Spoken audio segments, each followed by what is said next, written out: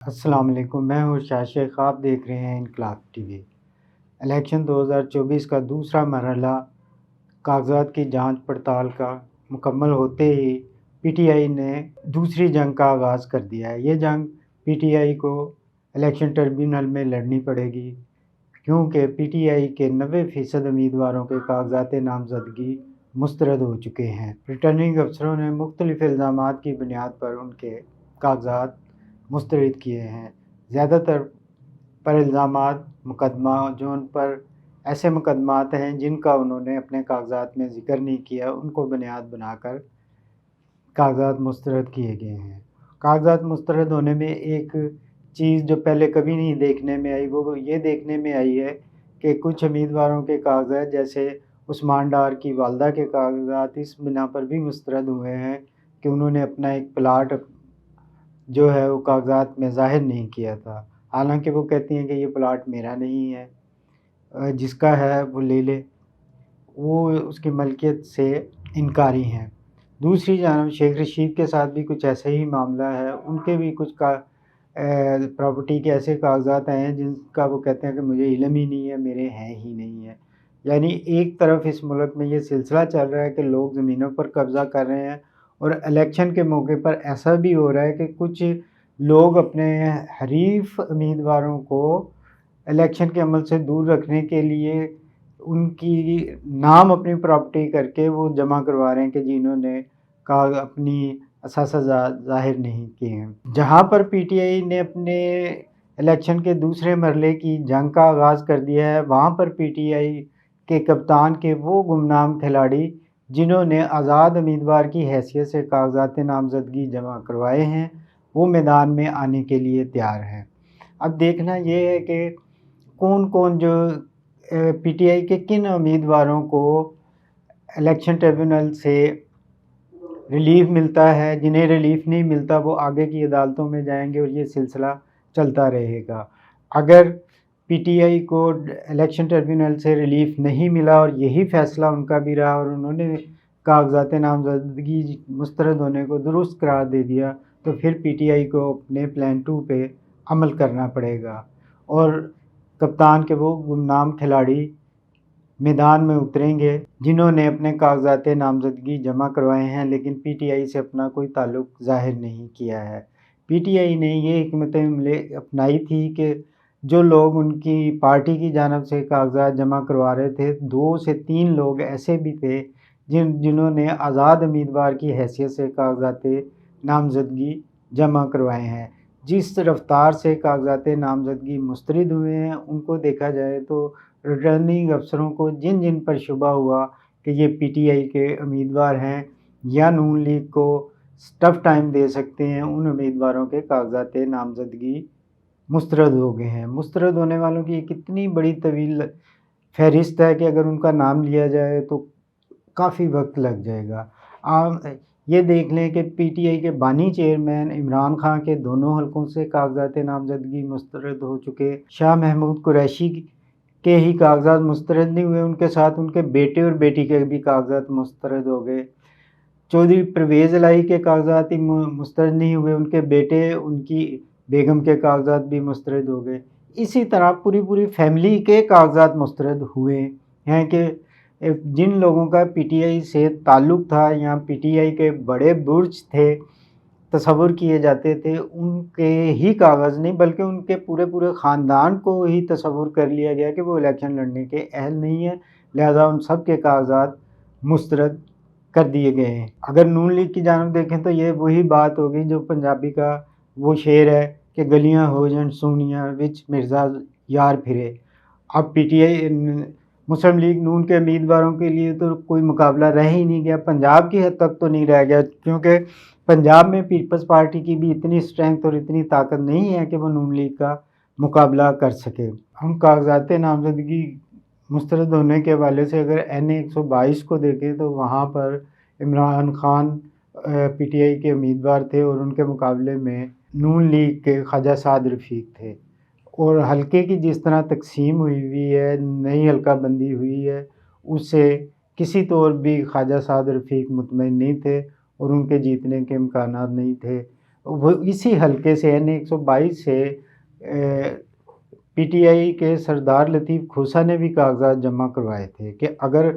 عمران خان کے کاغذات نامزدگی مسترد ہوتے ہیں تو لطیف کھوسہ خواجہ سعد رفیق کا مقابلہ کریں گے۔ لیکن کمال کی بات ہے کہ جہاں پر عمران خان کے کاغذات نامزدگی مسترد ہوئے وہاں پر سردار لطیف کھوسہ کے بھی کاغذات نامزدگی مسترد ہو گئے، یعنی خواجہ سعد رفیق کے لیے میدان کھلا چھوڑ دیا گیا ہے۔ یہ صورتحال صرف ایک حلقے کی نہیں ہے، یہ ان تمام حلقوں کی بھی ہے جہاں جہاں سے نون لیگ کی چیف آرگنائزر مریم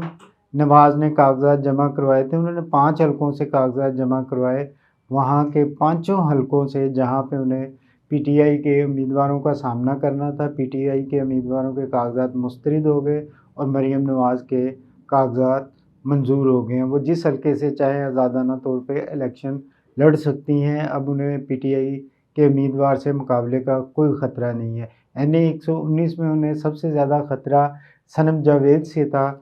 لیکن پی ٹی آئی کی صنم جاوید کے کاغذات بھی مسترد ہو گئے، اب انہیں اس حلقے میں بھی کوئی خطرہ نہیں ہے۔ اسی طرح دیکھیں تو جہاں سے میاں نواز شریف نے کاغذات جمع کروائے ہیں اس حلقے کو بھی پی ٹی آئی کے امیدوار سے صاف کر دیا گیا، میاں شہباز شریف کے حلقے کو بھی صاف کر دیا گیا، حمزہ کے حلقے بھی اس کو نہ بھی صاف کرتے تو وہ ان کی پوزیشن وہاں پہ مضبوط ہے۔ لیکن یہ رویہ جو ہے وہ شفاف الیکشن کی طرف نہیں جا رہا، وہ الیکشن کمیشن کے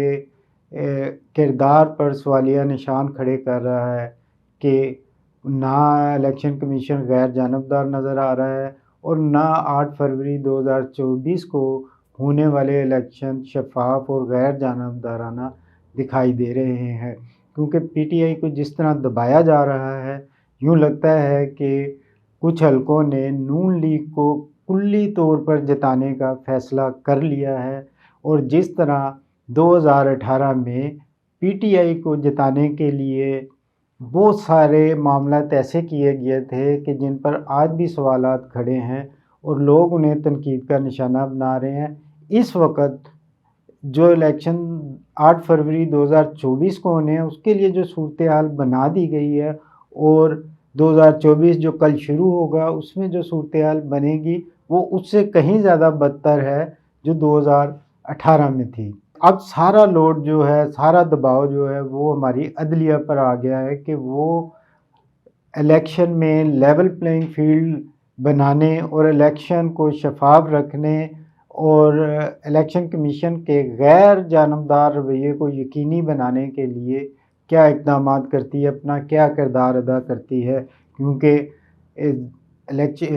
سپریم کورٹ نے 8 فروری کے الیکشن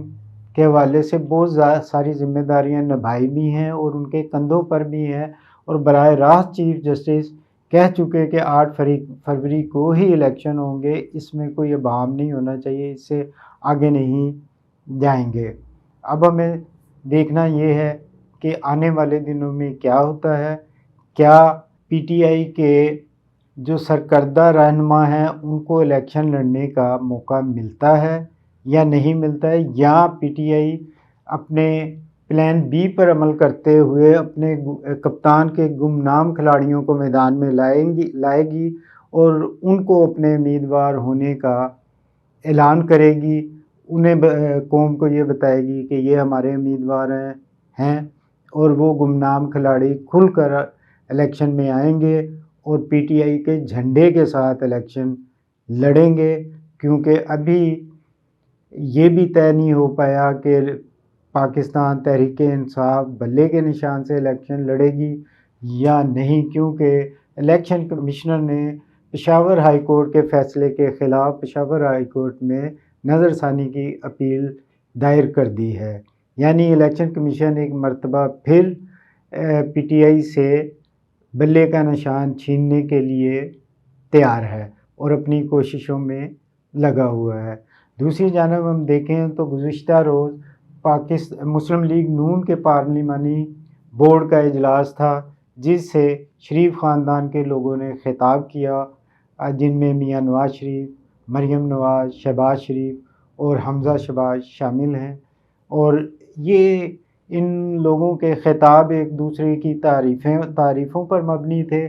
اور عوام کو یہ بتانے کی کوشش کی جا رہی تھی کہ شریف خاندان ہے تو پاکستان کی بچت ہے اور ان کے بغیر پاکستان نہیں چل سکتا۔ حالانکہ ایسا نہیں ہونا چاہیے، بلکہ تمام سیاسی جماعتیں، نون league, Peoples party, Tehreek Insaf اور دیگر جتنی بھی سیاسی جماعتیں ہیں، انہیں وراثتی سیاست کا قلعہ کما کرنا چاہیے، اس کی حوصلہ افزائی نہیں کرنی چاہیے، اور جمہوری طرز پر اپنی پارٹیوں کو چلانا چاہیے۔ ایک خاندان کا قبضہ قائم نہیں کرنا چاہیے، لیکن نون لیگ ایسا ہی کر رہی ہے کہ نون لیگ کو وہ شریف خاندان سے باہر نکلنے ہی نہیں دے رہی۔ میاں نواز شریف کو اپنے اس رویے پر بھی دیکھنا چاہیے، اور دوسرے لوگوں کو